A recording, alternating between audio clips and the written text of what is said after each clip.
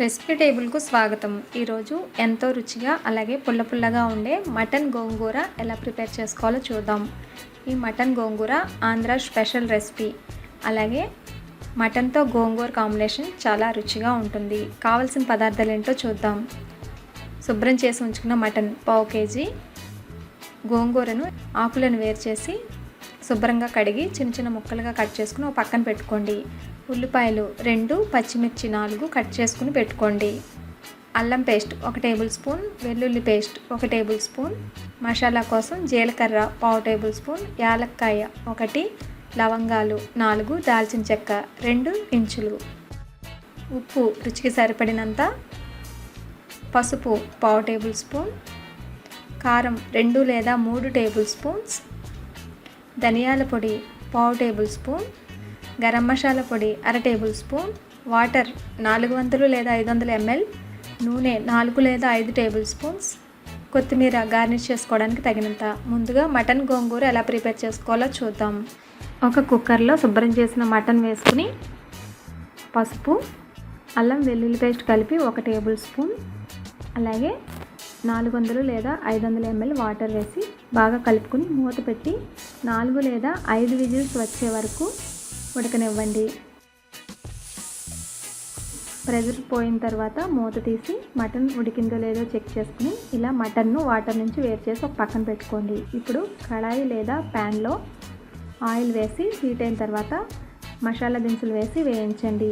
ఒక 30 సెకండ్ల పాటు వేగిన తర్వాత ఉల్లిపాయలు, పచ్చిమిర్చి వేసి కొంచెం ఉప్పు కూడా వేసి వేయించండి. ఉప్పు వేయడం వలన ఉల్లిపాయలు త్వరగా ఫ్రై అవుతాయి. ఇలా లైట్ గోల్డెన్ ఫ్రై కలర్ వచ్చే వరకు వేగిన తర్వాత అల్లం వెల్లుల్లి ముద్ద వేసి పచ్చివాసన పోయేంత వరకు అంటే 1 నిమిషం పాటు వేగనివ్వాలి.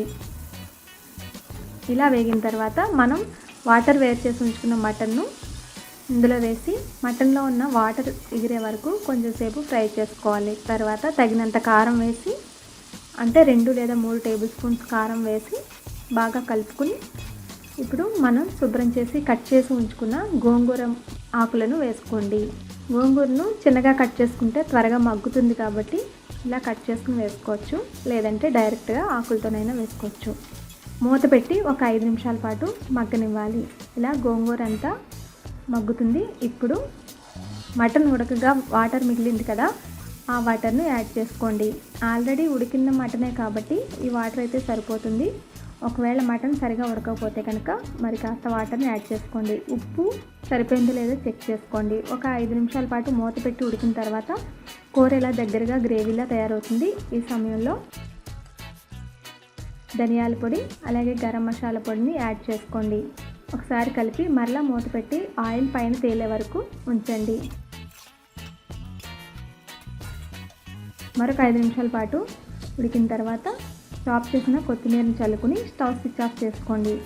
మటన్ గోంగూరను ప్లెయిన్ రైస్తో కానీ రోటీ, చపాతీ, పరోటా ఇలా దేంతోనైనా తినవచ్చు. చాలా టేస్టీగా పుల్ల పుల్లగా ఉంటుంది. అలాగే ముందుగా గోంగూరను ఆయిల్లో ఫ్రై చేసుకుని మటన్ ఉడికిన తర్వాత లాస్ట్లో అయినా యాడ్ చేసుకోవచ్చు. ఇది రెండవ పద్ధతి. చూస్తారు కదా ఎంతో రుచిగా ఉండే ఆంధ్ర గోంగూర మటన్ కర్రీ. మీరు కూడా ప్రిపేర్ చేయండి. అలాగే మీ అమూల్యమైన ఫీడ్బ్యాక్ను నాకు పంపించండి. అలాగే మీ సలహాలు, సూచనలు ఏమైనా ఉంటే తప్పకుండా నాకు మెయిల్ చేయగలరు. మరిన్ని రుచికరమైన నాన్ వెజిటేరియన్ రెసిపీస్ కోసం రెసిపీ టేబుల్ను సబ్స్క్రైబ్ కాగలరు.